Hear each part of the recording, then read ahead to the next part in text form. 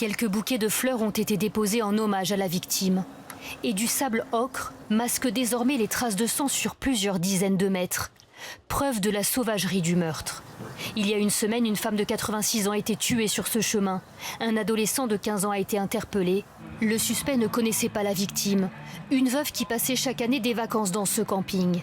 L'adolescent avait dissimulé une perceuse et un objet tranchant dans ce bosquet avant de lui sauter dessus. Il expliquait avoir saisi la victime par l'arrière, lui avoir asséné des coups d'une perceuse, puis des coups de pieds et de poings, avant de l'étrangler et d'être interrompu dans un déplacement du corps entamé par des promeneurs qui le conduisaient finalement à fuir.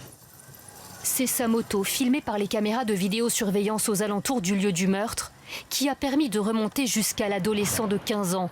Un très bon élève, inconnu des services de police et de la justice. En garde à vue, il reconnaît les faits. Il exposait avoir eu ce besoin viscéral de faire mal, en raison d'un ressenti d'une profonde injustice à son encontre dans le milieu familial notamment. Un épisode plus récent de rupture sentimentale l'avait également perturbé dans ce contexte. Ce mal-être, ses parents l'avaient bien remarqué. Ils ont tenté de mettre en place un suivi psychologique. En vain, sur 2 départements, pas de rendez-vous suffisamment rapide. Le lendemain de l'assassinat et les jours suivants, l'adolescent est retourné en cours dans son collège. Une cellule d'écoute y a été mise en place pour accompagner élèves et parents. Mis en examen, l'assassin présumé a été placé en détention provisoire.